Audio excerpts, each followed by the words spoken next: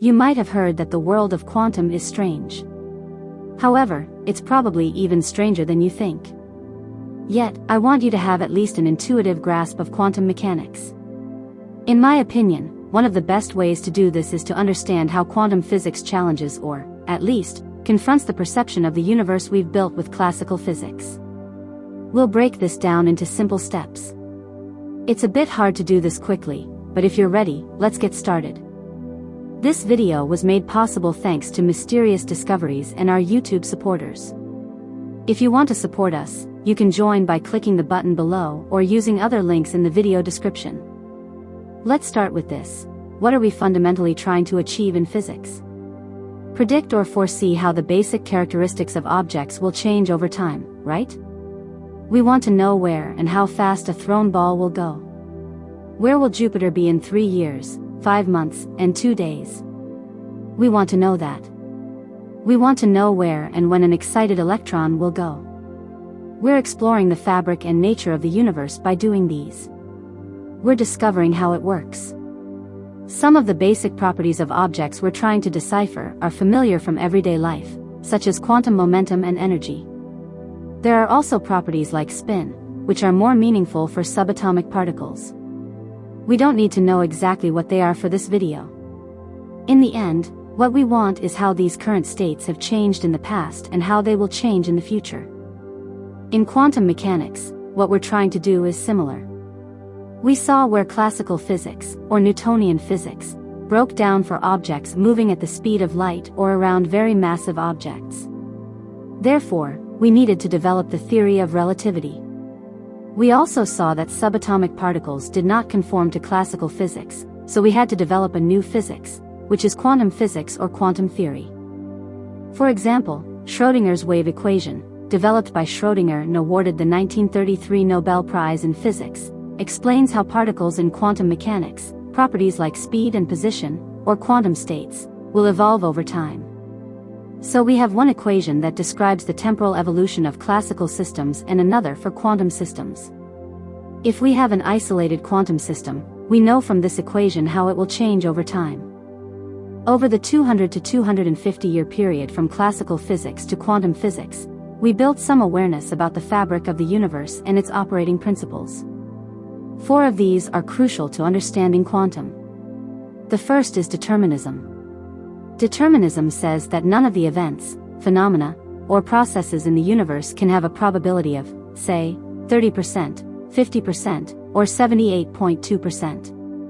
Either the probability of something happening is 0%, impossible, or 100%, certain. For example, when we flip a coin, we say there's a 50% chance it will land heads. But that's due to our lack of complete knowledge. If we knew all the forces and particles affecting the coin's movement, we could say with certainty that it would be heads or tails. When Einstein said, "God does not play dice," he was asserting this kind of determinism. There are of course things in the universe and science that seem random to us, but Einstein acknowledged them. There's a highway that cuts through a forest. The path of an animal trying to cross this highway might go smoothly 50 times. Yet, on one day, just as a truck is passing by, the animal ventures out and gets killed. In colloquial terms, this might be called a coincidence. Science refers to this as simple probability. If we could measure all the factors that dictate the behaviors of both the animal and the truck, we would have known with certainty that this accident would occur and could have predicted it. Even without knowing all the parameters, we can study the probability of events and processes in nature scientifically. This subject is examined in depth by probability theory, a vast branch of mathematics. This deterministic view is more fundamental than our everyday notions of coincidence or probability. It's not just about how we perceive the universe, but how the universe operates. Firstly, causality implies that a cause precedes an effect. The effect doesn't influence the cause, and the effect cannot precede the cause. For example, it would require infinite energy to accelerate a massive object beyond the speed of light, but the fact that there is no infinite energy in the universe prevents this. Moreover, as we approach the speed of light, time slows down, and at the speed of light, time completely stops. If we could surpass the speed of light, we could potentially violate causality where the effect could precede the cause. The notion that causality cannot logically be violated is foundational to our modern understanding of the universe and is central to the theory of relativity. Secondly, locality, or local realism, posits that objects can only influence their immediate surroundings. If there's an effect in a distant location, this effect cannot be transmitted faster than the speed of light.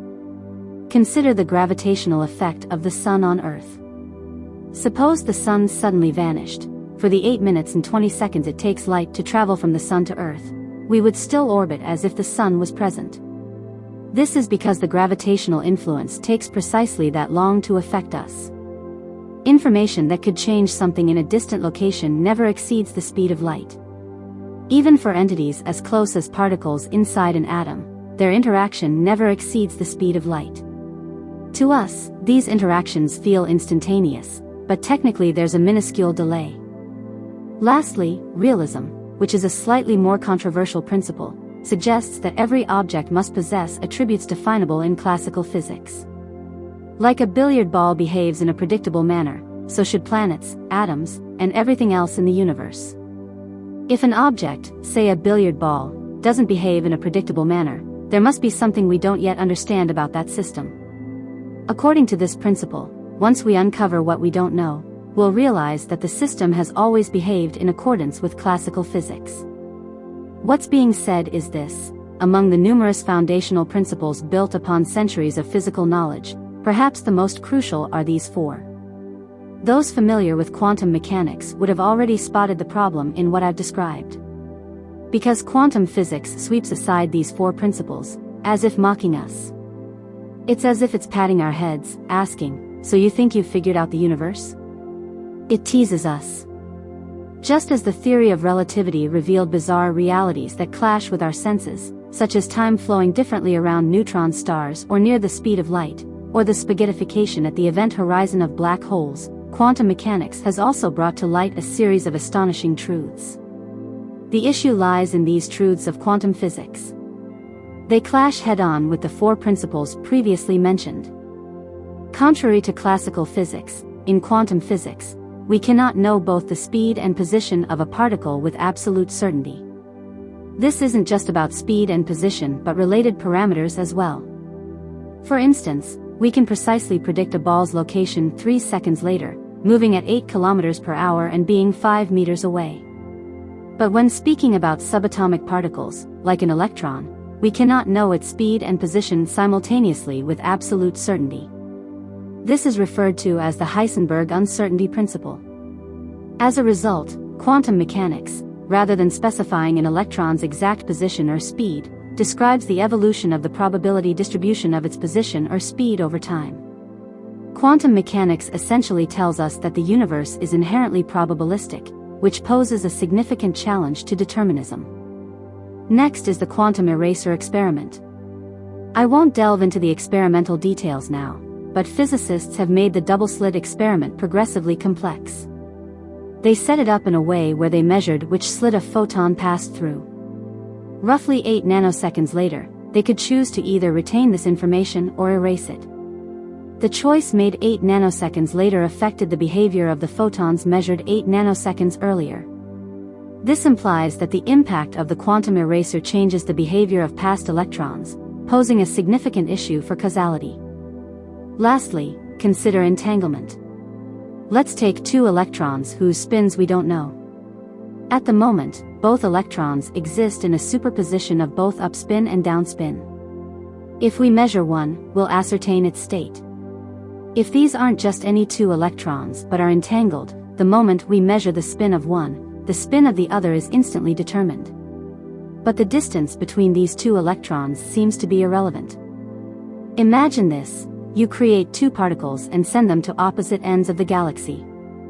If you measure the spin of one, the spin of the other is determined at the same instant. Yet, the journey of light, and thus information, between the two ends of the galaxy takes a total of 105,700 years. This is what Einstein described as spooky action at a distance, which is a significant issue for locality or locality principle. Then there's superposition. When you measure an electron spin, according to quantum mechanics, the reason you can't know the electron's spin is not because of your ignorance. It's not like the coin flipping example. This electron possesses both upward and downward spin characteristics simultaneously, a superposition. This is like imagining a billiard ball spinning both to the left and right at the same time. We can't even fathom this for a ball, but experimentally, we show it to be true for an electron. This idea was further illustrated by the famous Schrodinger's cat thought experiment, which suggests that until the box is opened or a measurement is made, the cat is both alive and dead, highlighting the measurement problem in quantum physics. The world may find these ideas absurd, but just because something appears absurd doesn't necessarily debunk it, especially when we're talking about quantum observations confirmed by thousands of experiments. Similarly, the idea that light can act both as a particle and a wave, something utterly unfamiliar in the classical world, introduces the wave-particle duality. How can something be two distinct things at the same time? This strangeness suggests that quantum particles don't exhibit classical properties, and this challenges our sense of reality. To be clear, everything I've discussed so far is agreed upon by scientists, has been theoretically explained, experimentally demonstrated, repeatedly tested, and consistently produced the same results. The challenge is in interpreting and making sense of these phenomena. We're faced with three possibilities: either we completely abandon our classical view of the universe, find a middle ground that reconciles the two, or we're misunderstanding quantum physics and will one day find a way to classicize it. Which is the correct view? That's the question we'll explore in the next video in this series. Until then, share your thoughts in the comments, and I look forward to discussing further in the next video. Goodbye.